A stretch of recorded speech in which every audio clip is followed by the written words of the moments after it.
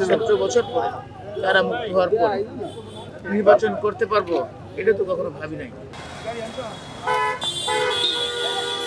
দলীয় মনোনয়ন পাওয়ার পর প্রথমবারের মতো নির্বাচনী প্রচারণায় নামলেন সাবেক স্বরাষ্ট্র প্রতিমন্ত্রী লুৎফরজামান বাবর। নেত্রকোনার চল্লিশা বাজারে তাকে বরণ করে ধানের শীষ হাতে তুলে দেন জেলার বিএনপি নেতাকর্মীরা।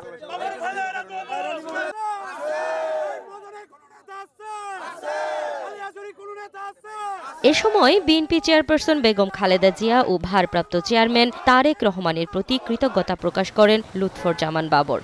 এক্সট্রিম মশার কয়েল প্ল্যান্ট ফাইবার দিয়ে তৈরি, ডেঙ্গু চিকুনগুনিয়া বাহি সহ যে কোনো মশার বিরুদ্ধে দেয় এক্সট্রিম সুরক্ষা। সাবেক এই স্বরাষ্ট্র প্রতিমন্ত্রী আগামী জাতীয় সংসদ নির্বাচনে নেত্রকোনা 4 আসন থেকে ধানের শীষ প্রতীকে নির্বাচন করতে যাচ্ছেন।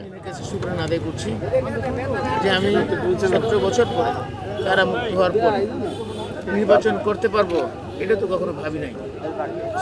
পুরো মনের কাছে শুকরানা আদায়, পাশাপাশি আমার দল কাছে শুকরানা আদায় করছি, আমার নেতা, আমার নেত্রী বেগম খালেদা জিয়া, আমার নেতা জনাব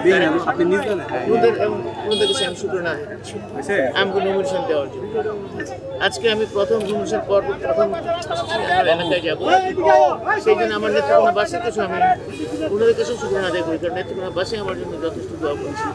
এবং আমার ভাটি বাংলা 3 থানা মদন খালেগিরি মোহনগঞ্জ, এই 3 থানার জনগণ আমার জন্য রোজা রেখেছে, নামাজ পড়েছেন, দোয়া করেছে, মানত করেছে। ওদের জিনিসটা আমি ভুলতে পারবো না। ওদের জন্য তো আমার পুরো জীবনটা আছে, ওদের জন্য যেটুকু করা সম্ভব আমার সাথে যা করে ইনশাল্লাহ আমি করতে চাই ইনশাল্লাহ।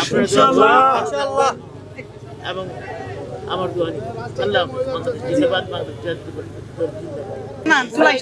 ব্যাপারে আমাদের গতকালকে মহাসচিব যে কথা বলেছেন, প্রধান উপদেষ্টা বক্তব্যের পরে আমাদের দল থেকে সাধুবাদ জানানো হচ্ছে, সেটাই আমার